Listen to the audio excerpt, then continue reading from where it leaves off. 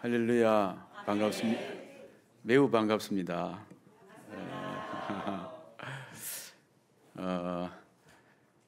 우리 새빛교회 교인들은 수준이 좀 있는 것 같아요. 기도도 아주 알차게 또 조목조목 필요한 기도들 준비해서 해서 감동을 받게 하고, 또 찬양도 아주 아름답게 뜨겁게 찬양을 했습니다. 그리고 전체적으로 이렇게 보니까 한눈에 느껴지잖아요. 괜찮은 사람들이다. 우리 김호령 목사님이 참 괜찮은 목사님이세요. 조금 더 크게 아멘 해봐요. 왜 괜찮은 사람이냐면은 괜찮은 목사를 헌신제배에 강사로 초대할 눈이 있는 거예요. 그래서 괜찮은 사람은 괜찮은 사람을 알아본다, 그죠? 그러니까 제가 여러분을 다 알아본 것처럼 여러분들이 지금 이 시간 보세요. 어떤 사람이 이렇게 한 사람도 다른 데 집중 한눈 팔지 않고 저만 이래 바라보는 사람들이 누가 있어요? 제가 얼마나 괜찮았으면 이렇게 바라볼까요? 그렇습니다. 참 주 안에서 아름답고 또 복되고 이런 만남 갖게 해주셔서 감사드립니다. 자, 이렇게 우리 괜찮은 사람들이 격동하는 세상 한복판에서 어떻게 하면은 그리스도인으로서 살아갈 수가 있고 하나님의 사람으로서의 모습을 보이면서 살아갈 수가 있는가 하는 것입니다. 참 쉽지 않지 않습니까? 매 순간순간마다 고난이 닥쳐오고 어려움이 닥쳐오고 시험이 닥쳐오고 유혹이 닥쳐옵니다. 어떻게 그 자리에서 격동하는 그 자리에서 그리스도인으로 정체성을 가지고 하나님의 사람의 모습을 보이면서 살아갈 수가 있을까? 어떻게 하면 될까? 그 대답이 오늘 므낫세와 에브라임 영성으로 살아야 한다 하는 것입니다. 우리 한번 같이 해봅시다. 므낫세와 에브라임 영성으로 살자. 네. 이게 하나님께서 오늘 주시는 말씀입니다. 자, 그러면 므낫세와 에브라임 영성은 무엇인가? 여러분 잘 알다시피 애굽의 바로의 왕이 꿈을 꿨는데 아주 불길한 꿈을 꿨습니다. 예사롭지 않는데 불길한 꿈인 것입니다. 이게 단순히 심리적 어떤 충동에서 생긴 꿈은 아닙니다. 왜냐하면 그랬더라면 애굽의 점술가들, 심리술가들, 이런 마술가들이 대번 추측해서 꼭 맞든 안 맞든 통계학적으로 그것을 풀어내어 설명을 했을 것입니다. 그런데 이들은 설명조차 못하는 거예요. 왜냐하면 하나님이 섭리로 그에게 꾸게 하셨기 때문에 하나님이 꾸게 한 것은요 귀신들이 해석 못한단 말이지. 그 마술사, 점술사들이 해석 못하는 것이지요. 자, 그런데 자신도 알아. 이 꿈이 예사롭지 않는 꿈이라는 것을 아는 겁니다. 도대체 이게 뭘까? 그래서 번민에 쌓이고 고민에 쌓였습니다. 잠을 못 자는 겁니다. 왕이 결제해야 될 서류는 산더미처럼 쌓였는데 손도 못 대고 있는 것입니다. 자, 이렇게 할 때에 이제 감옥에 갇혀 있던 한 그 종이 있는데 히브리시 소년인데 그가 해석을 잘한다 합디다 하는 소문을 듣고 요셉을 호출합니다. 그래서 이제 그 꿈 얘기를 했더니 요셉이 딱 들으면서 바로 해석을 합니다. 해석만 하는 게 아니고 그 대안까지 제시해 버리는 것입니다. 앞으로 이 꿈은 7년 동안에는 애굽에 전례 없는 풍년이 있을 것입니다. 그렇지만은 그 이후에는 생각도 추측도 이전에 있을 수 없는 그런 아주 흉악한 기근이 닥칠 때 나라가 망할 것입니다. 그렇기 때문에 풍년 때에 흉년을 대비해서 쌀을 곡식을 창고에 저장해 놓으면은 나라가 망하지 않을 것입니다. 대안까지 딱 제시하니까 그렇게 머리통이 아프고 수심근심에 잠겨 있던 바로 왕에게 얼굴에 화색이 팍 돕니다. 그리고는 그 번민과 근심이 한순간에 사라지면서 그의 입으로 나온 고백이 뭐냐? 우리가 어디서 이렇게 하나님의 영에 신의 감동을 받은 자를 구할 수 있겠느냐? 이런 것입니다.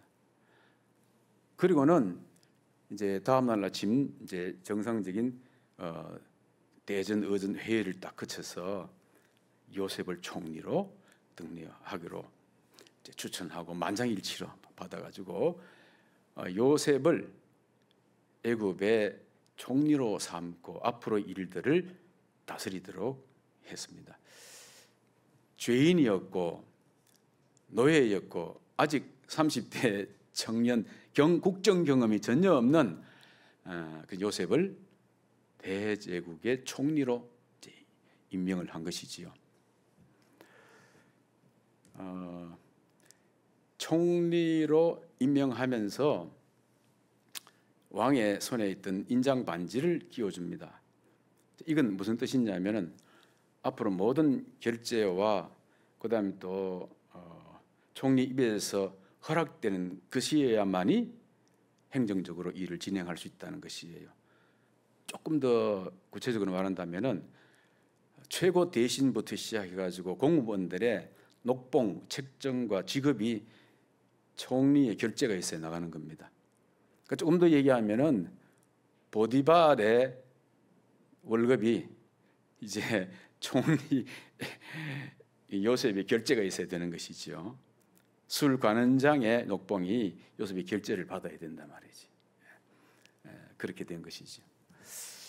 그 다음에는 또 세마포 옷을 이제 입히고, 세마포 옷인데 이게 왕족들이 입는 옷과 같은 것입니다. 입히고 목에 금사슬을 딱 세우고, 그 다음에 뭐 했냐면은 왕이 버금수리에 태웠다 그랬어요.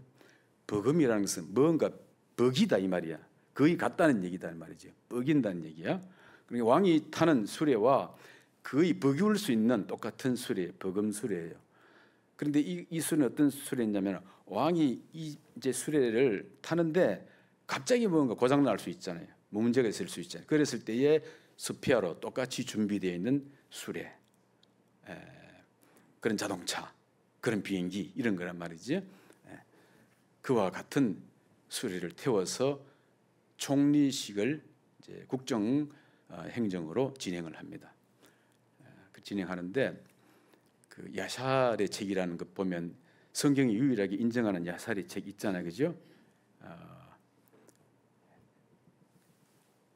여호수아 때 그 해와 달이 아열론 골짜기 머무르고 야살의 책에 보면 이런 내용이 있단 말이지. 그 야살의 책에 보면은 조금 더 구체적 설명이 있어요. 뭐냐? 총리 즉위식 할 때에 보면은 맨 앞에 20명의 소리 지르는 사람이 있습니다. 소리 지르는 사람, 나팔수와 함께 소리 지르는 사람이 있습니다. 엎드려라, 총리 어른 나가신다 하고 이제 전부 다 엎드리라고 소리 질러 20명이. 그다음 5,000명이 앞에서 칼춤을 추는 무용사가 있습니다. 그리고 춤을 추면서 이제 나가는 것이죠. 그런 악기 부대가 있고, 그 다음에는 마차가 나가고 총리가 이제 타고 있고 수레가 나가고 이쪽 편에 2만 명, 여기에 2만 명 군사 호위병이 나가게 되어지고, 그리고 온 백성들이 모두가 엎드려 있는 것이죠. 그 총리 요셉이 이제 즉위식을 이제 하는 것이지. 그리고 마친 다음에는 요셉을 결혼시킵니다. 바로 왕이 결혼시키는데 지금 노예 신분에서 총리가 됐단 말이에요. 그게 이제 뿌리가 약한 거예요. 뿌리가 그 이대로 집안이 있어야 되는데 집안이 구성돼야 된단 말이지. 그러니까 요셉을 최고의 계급, 귀족 계급 중에 하나는 성직 계급, 그 제사장 계급이지요. 성직 계급에 그래서 온 제사장의 그 사부앗이라는 아주 예쁜 남자를 알지 못하는 아름다운 처녀를 데려다가 이제 결혼을 시켜요. 그래서 드디어 외부적으로는 이제 요셉의 신분이 함부로 무시하거나 뒤에서 쑥득거릴 수 없는 최고 귀족 계급의 신분으로 이제 만들어 준 것입니다. 이렇게 되니까 요셉의 앞날이 어떻습니까? 이제는 요셉 길을 막는 사람이 없습니다.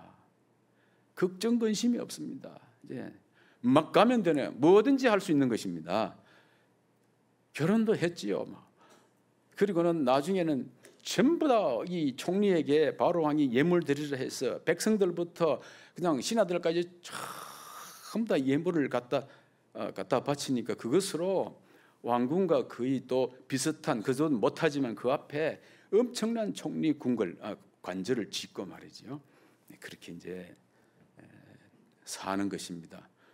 그러니까 이제 이 인생이 어떤 인생이냐, 하루 아침에 이 인생이 어떻게 바뀌었습니까? 행복한 인생이 아니고 행복 플러스 인생이 된 것이잖아요. 자, 이렇게 행복 플러스 인생이 됐는데 이상하게 요셉은 행복하지 않는 거예요. 누가 봐도 부럽고 세상에 이런 기적 같은 일이 있을 수가 없고 이런 최고의 자리에 영예에 올랐는데 아름다운 여인과 결혼도 했고 말이죠. 행복하지를 않는 거야. 그 왜 그런가? 그것이 무엇이 그를 붙잡고 있는 겁니다. 그게 바로 17년 전에 겪어왔던 과거 사건이지요. 여러분 17년 동안에 붙들고 있었던 과거의 기억이 하루아침에 상황이 달라졌다고 몇 개월 만에 쑥 사라지지 않는 거예요. 그게 오늘의 변화에 적응하려면은 지난 날로부터의 자유함을 얻어야 되는데 어제의 일로부터의 자유함을 얻어야 되는데 그 자유를 얻지 못하고 속박된 구속된 상태에서 오늘의 변화된 상황을 누릴 수가 없는 겁니다. 그게 제일 어려운 것입니다. 하려도 안 되는 거예요. 흑판에 그냥 분필로 막 쓴 거는 지우개를 지우면 되는데 아주 페인트로 인쇄해 놓은 거는 아무리 지우개를 지워도 안 닦이는 것과 같은 것이지요. 치매에 걸리지 않는 한 지난날에 아팠고 슬펐고 수치스러웠던 상흔의 그 기억이 사라지지 않고 남아있는 겁니다. 내가 말이지 아무리 그때 철없이 그래 꿈 얘기를 했다 한들 형들이 말이지 형제가 나를 죽이려 하다니 그럴 수가 있나? 그게 인간들인가? 그리고 나를 인신매매를 해 언젠 20전을 받고 나를 이렇게 인신매매를 해 노예 신세로 만들어 그것들이 과연 형제냐? 이제 그거 말이죠. 그리고 보디발 그 여자 그 새빨간 거짓말을 가지고 내 인생을 감옥의 죄수로 만들어. 보디발 그 양반 내가 그렇지 않다는 사실을 본인이 잘 알면서도 나를 이렇게 감옥에 쳐넣어. 이런 것들 술 관원장에 대한 배반감 이런 어두운 걸로 막 꽉 차 있는 거예요. 꽉 차 있는 것입니다. 여러분 많은 부분이 지금 생략되어 있지만은 그가 이제 노예가 되면서 인신매매로 끌려오면서 그 얼마나 맞았겠습니까? 얼마나 굶었겠습니까? 제때에 얼마나 비인간적 취급을 받았고 자존심이 밟혔겠습니까? 노예는 짐승과 같으니 짐승 취급을 받았습니다. 아버지 집에 있을 때는 거의 왕자 취급이었잖아. 형들 중에서도 그렇게 대접받다가 이 짐승 취급을 받는 정말 인생이 그냥 아픈 게 몸이 아픈 게 아니고요. 마음이 아픈 게 아니고 인생 자체가 아픈 거예요. 아팠던 것입니다.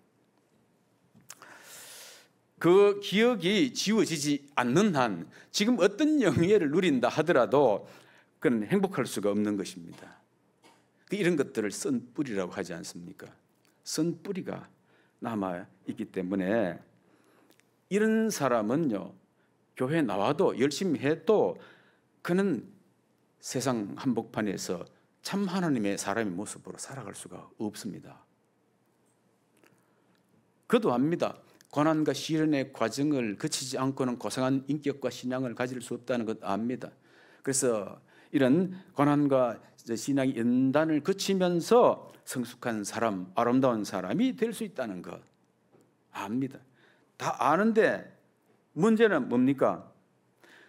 그 고난과 시련이 남기는 내 안에 상흔의 기억이라는 기억, 기억이 안 사라지는 거예요. 그것을 여러분, 우리나라가 75년 전에 6.25 전쟁 끝났습니다. 이미 끝났다고요. 전쟁을 경험하지 않은 세대들이 대부분이겠지만은 그런데 전쟁이 끝났습니다. 그런데도 불구하고 그때 전쟁에 참여했던 분들은요, 건강한 모습으로 제대를 했더라도 마찬가지로 그 전쟁의 바로 옆에 동료 친구가 한순간에 그렇게 피덩이가 되면서 죽어가는 모습을 보았던 상흔들, 그 다음에는 전쟁이 치르면서 상대를 죽이거나 아니면 자신이 총알을 맞거나 파편을 맞아서 상위군이 되거나 부상을 당한 사람들, 전쟁은 끝났는데 여전히 꿈속에 전쟁 중에 있는 거예요. 그런 꿈을 꾸는 거고 그냥 온몸에 땀을 흘리잖아요. 그런 외상 후 스트레스 증세라 그러지요. 이런 트라우마에 시달리게 되면은 앞으로의 어떤 비전을 가지고 계획을 가지고 일을 정상적으로 할 수 있는 상태가 안 되는 겁니다. 벗어날 수가 없는 것이지요. 그게 있는 거예요. 그게 주변에 보면 참 열심히 사는 사람들이 이제 있습니다. 그 덕에 돈도 벌고 또 사업도 하고 무슨 업적도 쌓고 하는데, 근데 삶이 아름답지가 못합니다. 행복해 보이지도 않고 덕스럽지도 않습니다. 이유는 과거에 상처 입은 데 대한 기억이 안 지어져서 그래. 좋지 않는 기억이 안 지어지고 남아있어서 그런 것입니다. 요셉은 일순간에 벼락 출세했습니다. 이제 부족한 것이 없습니다. 이제 그를 억울하게 하거나 고통스럽게 만들 수 있는 여건 하나도 없습니다. 그런데도 그가 여전히 괴롭고 행복하지 않았던 것은 잊고 싶은 게 잊혀지지 않기 때문에 그런 것입니다. 어떤 사람은요, 어떤 이런저런 얘기를 하다 나 지난날 다 잊어버렸어, 이제 그런단 말이죠. 그 말 자체가 모순이고 거짓입니다. 왜냐하면 진짜 잊어야 될 것은 자기가 잊을 거야 라고 해서 잊는 게 아니에요. 잊혀져야 되는 것이지 나 잊을 거야 자기 의지로, 그건 더 생생하게 아직 기억하고 있다는 반증이지요. 내 마음대로 할 수 없는 것이에요, 이게. 그래서 요셉은 총리가 된 이후에 지속적으로 하나님께 기도하는 것입니다. 여호와여, 나의 지난 과거의 기억으로부터 나를 자유하게 하옵소서. 계속 그렇게 이제 기도하다가 한 1년은 좀 지났어요. 1년쯤 지났는데 그에게 첫 아들이 태어났습니다. 첫 아들. 그래서 이 첫 아들이 태어난 것 보고 너무 기쁘기도 하고 신기하기도 하고 첫 생명이잖아요. 그래서 그 아이를 딱 품에 안았는데 신기하게 아이를 품에 안고 아이를 바라보는 순간에 요셉의 기도가 이루어진 겁니다. 말하자면은 그 아이를 품에 안자 지난 날에 그 아픈 상흔의 기억들, 그것이 싹 사라지는 거예요. 그래서 이 아이의 이름을 뭐라고 지었습니까? 이 아이 이름을 므낫세라고 불렀던 것입니다. 므낫세라고 불렀는데 그 오늘 본문에 보면 므낫세의 뜻은 뭐라고 되어 있습니까? 하나님이 내게 내 모든 고난과 내 아버지의 온 집을 잊어버리게 하셨다. 이런 것이 잊어버리게 하셨다. 누가 잊어버리게 하셨다고요? 그렇죠. 내가 있는 게 아니고 하나님이 잊어버리게 하셨다는 겁니다. 잊어버리셨다. 여러분, 이건요, 망각 증세를 주었다는 게 아닙니다. 아니고 뭘 깨달았냐면은 하나님께서 오늘이 있도록 하기 위해서 그런 과정들을 거치게 하셨구나. 만약에 그 형들이 나를 애굽으로 팔지 않았다면 나는 오늘 이 자리에 있을 수 없어. 보디발의 아내가 그렇게 나를 모함하고 감옥에 넣지 않았다면 나는 이렇게 바로 왕을 만날 수가 없어. 이런 겁니다. 하나님이 바로에게 그 꿈을 주지 않았다면 나는 이 자리를 누릴 수가 없어. 그러니까 그 모든 그 시련과 어려움의 고난의 과정들이 하나님의 섭리 속에서 나를 사용하기 위해서 만들어 놓은 그런 과정이었다, 프로세스였다는 것을 깨달아지면서 이게 이제 잊혀지는 거예요. 므낫세를 안는 순간에. 그러니까 여러분들의 이런 모든 그 이해할 수 없는 과정들이 있을 거예요. 나는 이해할 수 없다 그런 사람이 있어. 하나님이 저와 여러분 같은 죄인을 사랑하는 게 이해할 수 있습니까? 이해할 수 없는 사랑을 받았잖아요. 그러니까 여러분 이해할 수 있는 일이 많이 생길 때 은혜라고 생각하시기 바랍니다. 그런 것이에요. 그래서 이것을 이렇게 잊어버리게 하신 것을 이걸 다른 말로 한마디로 한다면 정답이 뭐냐? 이걸 은혜라고 하는, 이게 은혜라고 하는 것입니다. 그렇습니다. 괜찮은 사람이 이 세상 한복판에서 하나님의 사람의 모습으로 살아가려고 하면은 바로 이 은혜를 받아야 되는 겁니다. 이 은혜. 므낫세는요, 단순히 부르기 좋은 이름 아닙니다. 그리고 장래 훌륭하게 되라고 기대하는 그런 이름 아닙니다. 요셉의 고백과 영성이 담겨 있는 이름입니다. 그래서 그가 므낫세 하라고 부를 때에 므낫세를 부르기도 하지만은 무엇을 잊지 않으려고 이 모든 게 내게 주신 하나님의 은혜로다, 이런 겁니다. 그러니까 은혜로다, 이걸 자꾸 말하는 게 아들 이름 부르는 거예요. 은혜로다, 은혜로다. 그러면서 이제 아들을 부르는 거예요. 이게 므낫세란 말이에요. 므낫세. 여러분 이 은혜를 체험했습니까? 이 은혜를 아직도 체험 못했습니까? 이 은혜를 체험이 없으면은 교회 봉사, 여성들 일 계속적으로 기쁘게 열심히 하기 힘듭니다. 좀 하다가도 막 꼬이고 문제 쌓이고 터지면 에이씨 이렇게 나 안 해, 이런 게 나와요. 이 은혜를 체험해야 그 과정들 속에 하나님의 섭리를 발견해야 되는 것이고, 그때 뭐라고 한다고요? 어떻게 이긴다고요? 므낫세 하고 이제 지나가는 거예요. 할렐루야. 따라합시다. 므낫세. 하나님의 은혜로다. 이런 것입니다. 이런 게. 모든 것이 은혜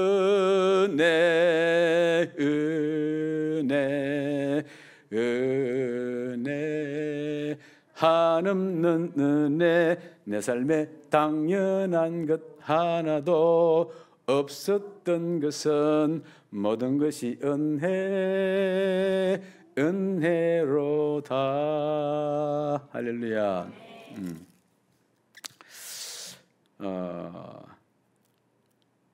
그리고 한 3년 후에 이제 둘째 아들을 얻게 됩니다. 둘째 아들.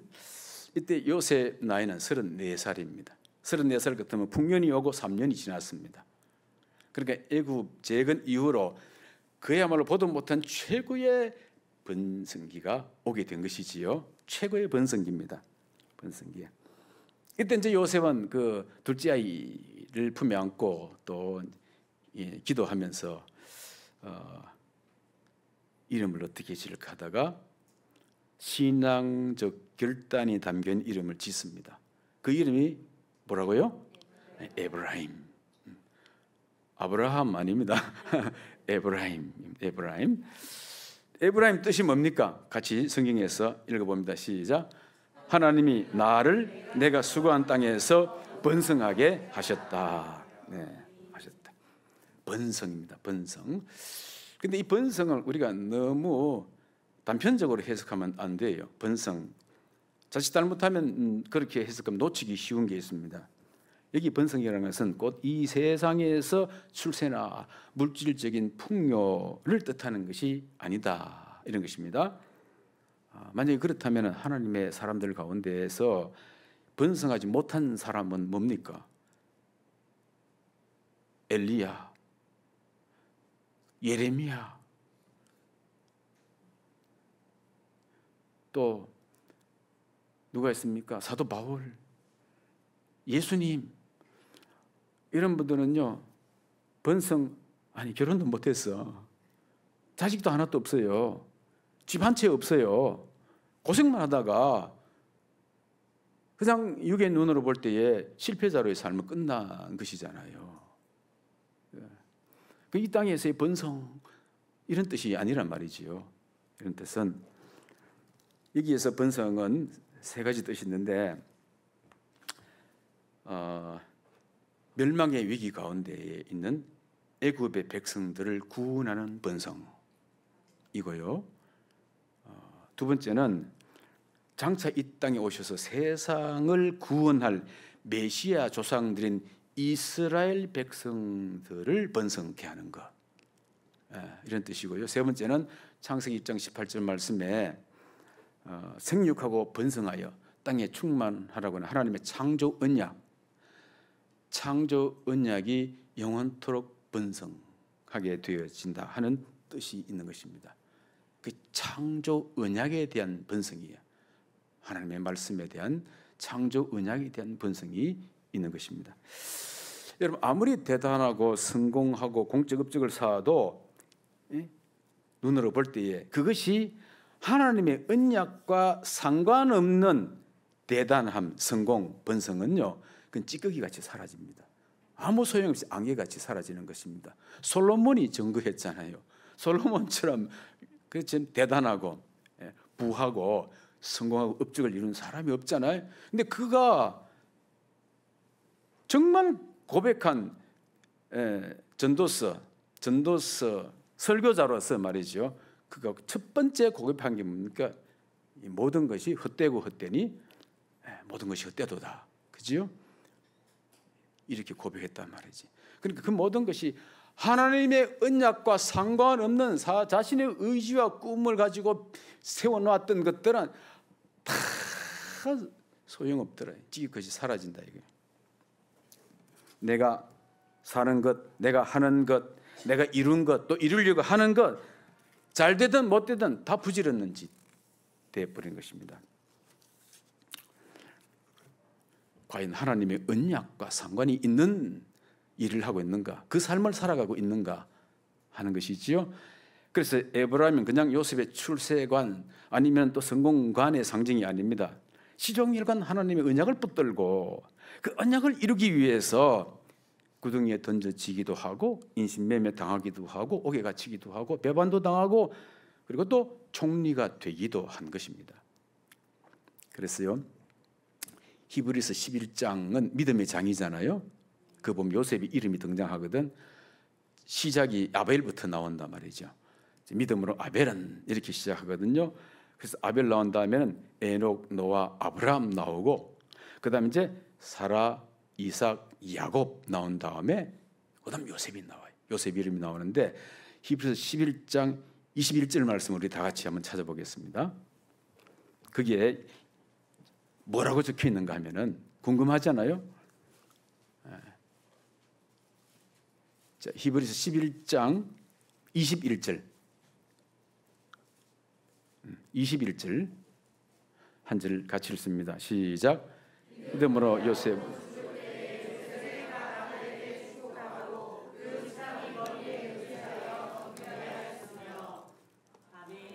아니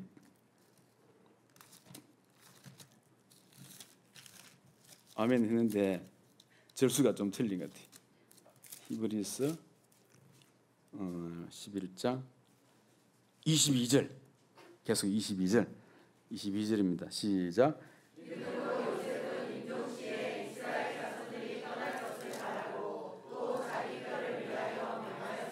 아멘.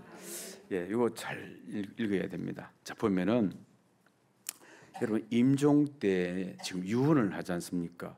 유언은 가장 중요한 것을 남긴단 말이죠. 유언 때.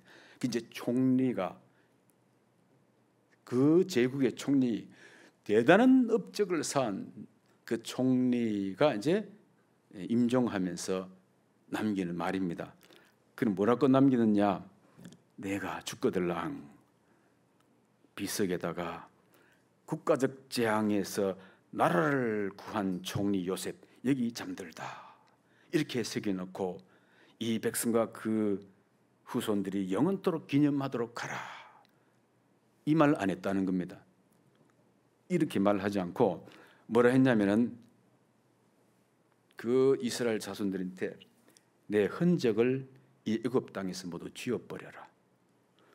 그리고 내 뼈조차도 판에서 저 약속의 땅, 언약의 땅으로 옮겨라. 이렇게 말했단 말이지. 지금 그 말이에요. 오늘 읽을 말씀이. 요셉은 살 동안만도 아니고 죽을 때도, 죽은 뒤에라도 철저히 하나님의 언약을 붙들고 있었고 하나님의 언약을 붙든 삶을 살았다. 네, 이런 것입니다. 이것이 주님 보실 때 나에게 있어서 가장 의미 있고 보람된 것입니다. 예? 그래서 그는 믿고 고백하는 겁니다. 하나님이 나를 노예로 팔려온 이 애굽 땅에서 번성하게, 이 애굽 땅에서 번성하게 하실 뿐만 아니라 하나님의 나라, 저 천국 땅에서까지 번성하게 하실 것이다. 예. 이 믿음, 이 고백이 이 괜찮은 사람들이, 이 격동하는 세상 속에서 참 하나님으로 살아가야 할 에브라임의 영성인 것입니다. 여러분, 죽음과 정오, 거짓과 속임수, 또 배반과 미혹이 파도치는 이 세상 한복판에서 어떻게 하면 그리스도인으로서의 정체성을 가지고 살 것인가? 그리고 마침내 이 땅에서 성공도 하고 부와 명성을 얻었다 할 때도 어떻게 해야 하나님의 사람으로 참모습으로 살아갈 수가 있을 것인가? 과거의 아픈 기억은 모두 하나님의 은혜로 잊어버리게 되는 므낫세의 영성이 필요합니다. 그리고 현재와 미래는 오직 하나님의 언약, 그것만 붙들고 살아가시길 바랍니다. 므낫세와 에브라임 영성으로 살라. 이것이 오늘 이 시간 여전도의 여러분과 새벽교회 성도들에게 주신 하나님의 말씀입니다. 꼭 그렇게 되어지기를 주님의 이름으로 축원합니다. 기도하겠습니다. 주여, 이 세상은 너무나 혼탁합니다. 분별할 수가 없습니다. 너무나 격동칩니다. 매일 아침마다 새로운 일들이 쏟아집니다. 내일 일을 알 수가 없습니다. 두렵고 불안하고 번민에 사로잡힐 때가 많습니다. 그러나 이보다도 더 큰 고통은 지난날의 기억이 우리를 사로잡고 누르고 있습니다. 주여, 므낫세의 영성을 주옵소서. 그리고 이제부터 어떤 상황이 와도 하나님의 언약을 따라 그 언약을 붙잡고 살아가는 에브라임 영성을 주시옵소서. 그래야 이 격동하는 세상 한복판에서 참 그리스도인으로, 참 하나님으로 당당하게 살아가는 백성들 되게 하여 주시옵소서. 예수님의 이름으로 기도하옵나이다. 아멘.